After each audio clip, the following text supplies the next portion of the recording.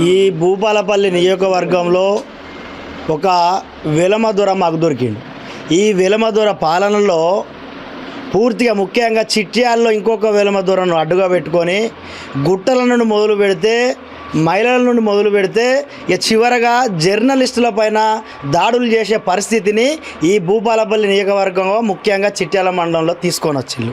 ఇవాళ రవితేజ ఏం చేసిండు? రవితేజ ఇంట్లోకి చొరబడి దాడి చేసిళ్ళు.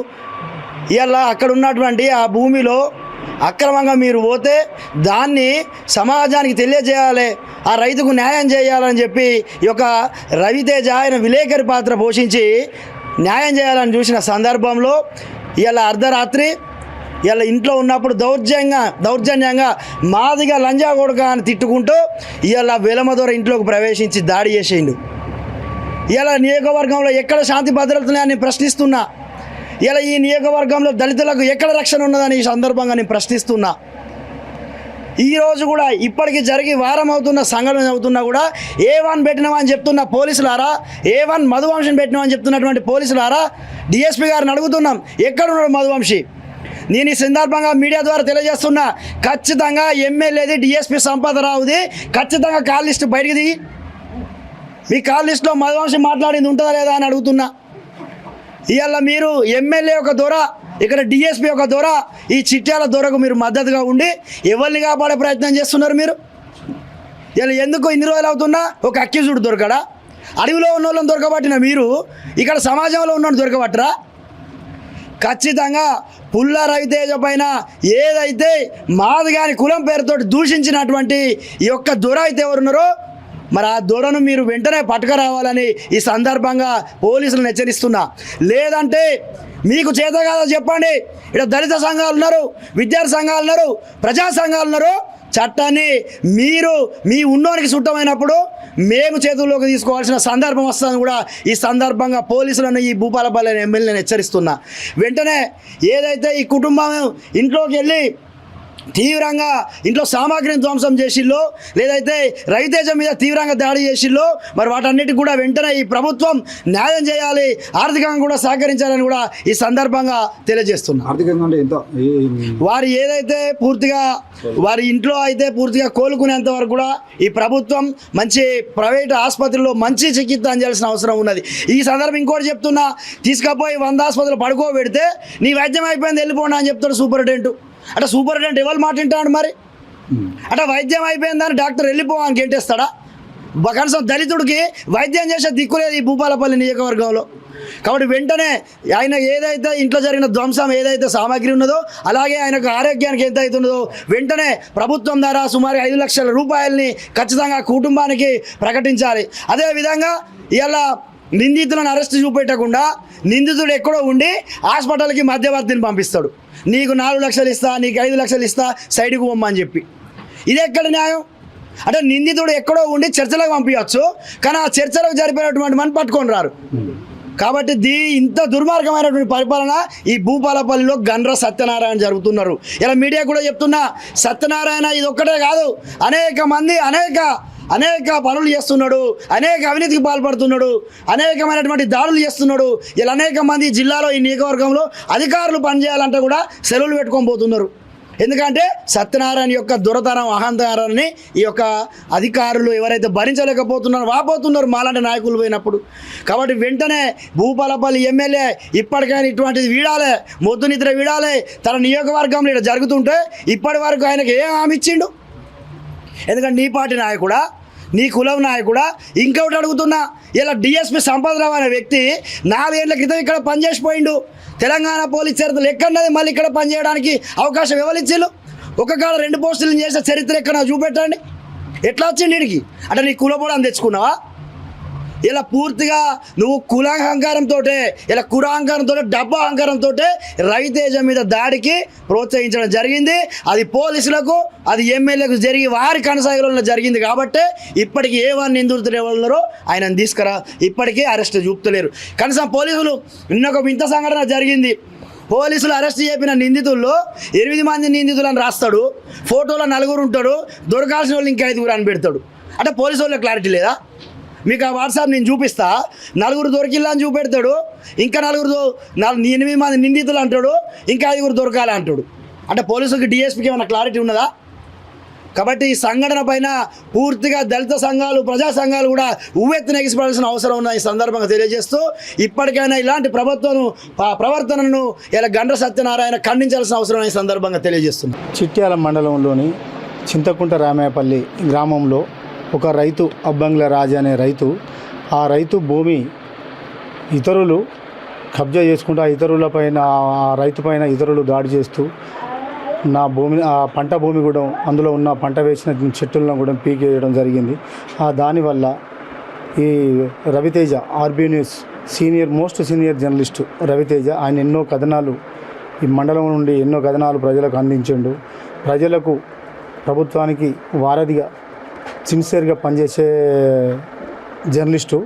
అతనిపై వాళ్ళు, ఆ అబ్బంగ్ల రాజు అనే రైతు చిట్యాల ముఖ్య కూడలిలో ఆడ దీక్ష కూర్చున్న సందర్భంలో వార్తలు కవరేజ్ చేసి దాన్ని మన ప్రచార మాధ్యమంలో వేయడం వల్ల వీళ్ళు అక్కస్తోని, ఇక్కడున్న కొంతమంది అక్కస్తోని ఆగస్టు 16వ తారీఖు ఆదివారం అర్ధరాత్రి ఇంట్లోకి వచ్చి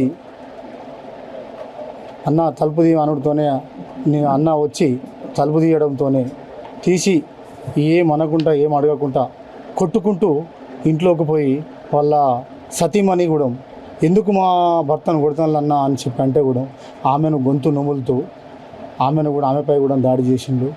ఈ భౌతిక దాడులు, ఒక్క జర్నలిస్టుపై భౌతిక దాడులు అనేది చాలా చట్టబద్ధంగా చాలా విడ్డూరంగా ఉంది. ఇక్కడ ఉన్న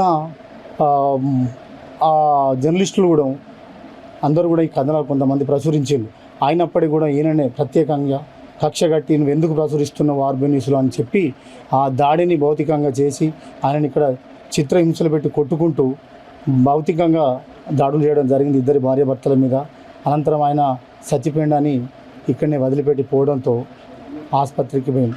ఇప్పటికీ ఆ రోజు నుండి పోలీసులు నలుగురిని అదుపులోకి తీసుకొని అసలైన నిందితుడిని పక్కకు పెట్టి ఇప్పటి వరకు కూడా నిందితుడిని ఇప్పటి వరకు ప్రొడ్యూస్ చేయకపోవడం అనేది చాలా విడ్డూరంగా ఉంది.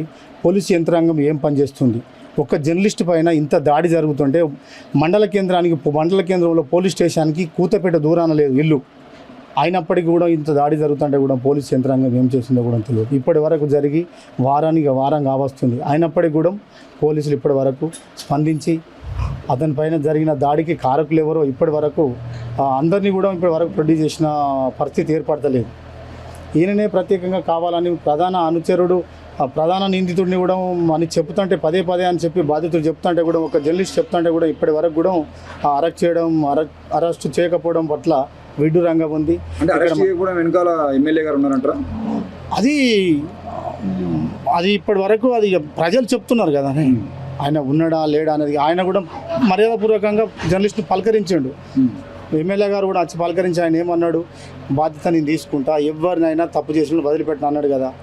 సరే, ఆయన ఆధ్వర్యంలో ఇప్పటి వరకైతే అరెస్టు కేసు చేయించాలని చెప్తాను. అరెస్టు చేస్తే అయిపోతుంది. ఆయన కూడా ఎప్పుడైనా మర్యాద పరంగానే పిలుచుకుంటాడు, మర్యాద పరంగానే చూసుకుంటాడు. అరెస్ట్ చేసే బాధ్యత నాది రవి అని చెప్పాడు. ఆయన మీద పూర్తి నమ్మకంతోనే మేము కూడా ఉన్నాం. ఇప్పటివరకు కూడా పూర్తి నమ్మకంగా, విశ్వాసంతోనే ఉన్నాం.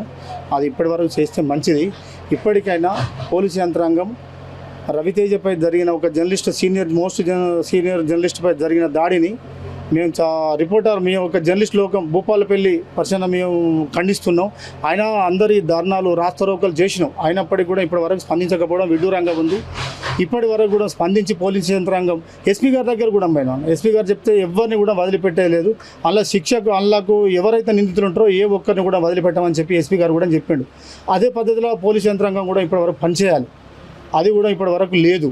లేదు అంటే మా జర్నలిస్టుల పైన ఇప్పటివరకు జర్నలిస్ట్ లోకం పైన ఈ దాడులు జరిగితే రేపు పొద్దున ఈ ప్రజాస్వామ్యంలో జర్నలిస్టులకు ఏం హక్కు ఉన్నదని చెప్పి మేము ప్రశ్నిస్తున్నాం. పోలీసు యంత్రాంగం ఖచ్చితంగా నిందితులు ఎవరో రేపా ఎల్లుండా 2 రోజులల్లో వాళ్ళందరినీ జైలుకు పంపే విధంగా తీసుకొని ఆ చర్యలు వాళ్ళు చేపట్టాలి. ఇప్పటికైనా మేము చెప్తున్నాం, జర్నలిస్టుల పైన చేసుకొని ఇటువంటి దాడులు, భౌతిక దాడులు చేస్తే ఇప్పటికైనా ఊరుకుండలేదు. అయినా బాధితులను మాత్రం, బాధితుడు ఇప్పుడు మంచాన పడ్డాడు, అతని కుటుంబ పరిస్థితి ఏందనేది వారే తెలుసుకోవాలి. దీన్ని ప్రభుత్వం కూడా దీని పట్ల గమనించి ఆయనకు ఏంది అనేది, దానికి నష్టం ఎంత అనేది ప్రభుత్వం నుండి చెల్లించాలి. జర్నలిస్టులు ఇప్పటికీ ఓపికతోనే ఉన్నారు. న్యాయం జరుగుతుంది, జర్నలిస్టుకు న్యాయం జరుగుతుందనే ఆలోచనతోనే ఉన్నారు ఇప్పుడు మొత్తం జర్నలిస్టులంతా. అది కనుక జరగకపోయింటే జర్నలిస్టులు తప్పనిసరిగా మళ్ళీ ఈ రాస్తారోకలు, ధర్నాలు, ఉవేదన చేయడం జరుగుతుంది. ఇప్పటికైనా పోలీస్ యంత్రాంగం అధికారులు, ఉన్నత అధికారులు ఖచ్చితంగా దీన్ని అరెస్టు చేసి, ఆ నిందితులను అరెస్టు చేసి ఖచ్చితంగా ఆయనకు న్యాయం చేయాలని మేము జర్నలిస్ట్ సంఘాల నుంచి మేము డిమాండ్ చేస్తున్నాం. నా పేరు చింతల రమేష్, సీనియర్ జర్నలిస్ట్, చిట్యాల. పుల్ల రవితేజ దాదాపు 20-25 సంవత్సరాల నుంచి వెళ్ళి స్థానికంగా ఆర్బీ న్యూస్లో రిపోర్టర్గా కొనసాగుతున్నాడు. ఇన్ని సంవత్సరాల కాలంలో ఎప్పుడు కూడా ఎలాంటి తప్పుడు వార్తలు చేయలేదు, ప్రసారం చేయలేదు.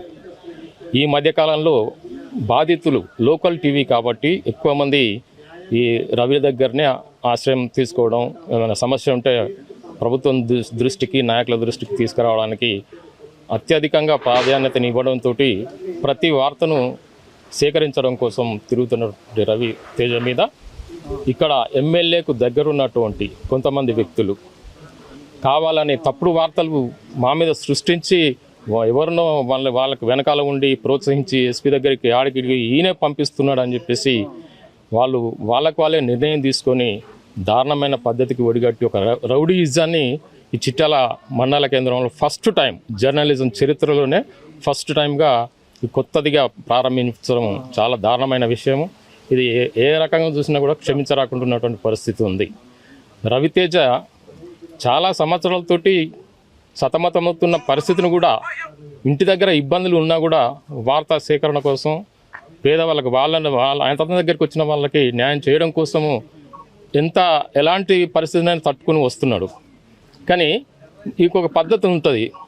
జర్నలిస్టులకు, ప్రజలకు, ప్రభుత్వానికి అనుసంధానంగా మధ్యవర్తులుగా ఉంటున్నటువంటి వ్యక్తులు. నువ్వు చెప్పింది ఫ్లాష్ అయినప్పుడు నువ్వు చెప్పేది రెండింటిని ఫ్లాష్ చేసే పద్ధతి ఉంటుంది. నీకు ఇబ్బంది నువ్వు తప్పు చేస్తావు, నీకు ఇబ్బంది అనిపించినప్పుడు మళ్ళీ అదే రిపోర్టర్ని కలిసి మరి నువ్వు వార్త పంపించింది కరెక్ట్ అనిపించట్లేదు అన్నప్పుడు నీ వాయిస్ ఇచ్చుకో. నీ వాయిస్ ఇచ్చుకుంటే తెల్లవారి అది కూడా వచ్చే ఫ్లాష్ అవుతుంది, అయిపోతుంది. అది మీరు చూసుకోవాల్సిన పరిస్థితి. ఇక్కడ తప్పు జరుగుతుంది అని ఎత్తి చూపడం, ప్రజల మధ్యలోకి తీసుకురావడమే విలేకరుకు ఉన్నటువంటి లక్షణము, అది పద్ధతి, అక్కడ ఉన్నటువంటి హక్కు కూడా. దాన్ని కాలరాసే విధంగా నువ్వు ఏం చెప్పకుండా నా మీద ఎట్లా రాస్తావు, ఎట్లా పోస్తావు, నువ్వు ప్రచారం ఎట్లా చేస్తావు, పబ్లిక్లో ఎట్లా వదులుతావు అని చెప్పేసి కక్ష పెంచుకొని దారుణంగా మళ్ళీ ఇంటికి వచ్చి 10 గంటలకు వచ్చి ఇక్కడ సంఘాలు ఉన్నాయి, అధ్యక్షులు ఉన్నారు, ప్రెస్కు సంబంధించిన వాళ్ళు ఉన్నాం, వాళ్ళందరినీ కూర్చోబెట్టి లేకపోతే నా మీద తప్పుడు వార్తలు రాస్తున్నాడు అని ఇంకొకసారి మీరు హెచ్చరించండి అంటే మేము కూడా కూర్చోబెట్టి వద్దు, ఇట్లాంటివి వద్దు అని చెప్పేస్తాం. లేదా వాళ్ళ సంస్థ ఉన్నది, సంస్థ దృష్టికి తీసుకుపోయి ఇట్లాంటి తప్పుడు వార్తలు పంపిస్తే మీరు వేయగలని మీరు ఇక్కడ చెప్పుకోవచ్చు. ఎందుకంటే మీకు అధికారం ఉంది, అవకాశం ఉంది, మీ మీద పెద్దలు ఉన్నారు. ఇవన్నీ వినియోగించుకోకుండా కక్షపూరితంగా ఎవరో చెప్పిందని, ఎవరో లేని పోని విషయాలు చెప్పగానే రెచ్చిపోయి వచ్చేసి రౌడీజం మొదలుపెట్టి ఇక్కడ కొత్త పద్ధతులకి ఆజ్యం పోయడము, అది మీకు మంచిది కాదు, సమాజానికి మంచిది కాదు, రిపోర్టర్లకు మంచిది కాదు. ఇంకొక రేపు పొద్దుగాల ఏదైనా జరిగితే ఏంటిది అనేది క్వశ్చన్ మార్క్ వస్తూ ఉంటుంది. ఇది పద్ధతి కాదు. ఈ పద్ధతిని మార్చుకోవాలి. డిపార్ట్మెంట్ వాళ్ళు కూడా ఎవరైతే నిజంగా దాడి జరిగిందో ఆ దాడికి ఖచ్చితంగా ఎవరైతే దాడికి పాల్పడరో వాళ్ళను అరెస్ట్ చేయాలి, వాళ్ళకు కావాల్సినటువంటి పనిష్మెంట్ ఇవ్వాలి. చేసినాము అయిపోయింది అనేది కాకుండా ఇబ్బంది పెట్టకుండా ఎవరైతే రవితేజ ఉన్నాడో అతనికి ఎంతైతే బాధపడుతున్నాడో, అతనికి ఎన్నైతే దెబ్బలు తాకినాయో దానికి న్యాయం చేసే విధంగా మరి చర్యలు చేపట్టకపోతే జర్నలిజం ఉన్నటువంటి లోకం ఒట్టిగా ఎవరిని వదిలిపెట్టదు. ఖచ్చితంగా ఎంబడి పడతారు. తగిన బుద్ధి అందరికీ చెప్తారు.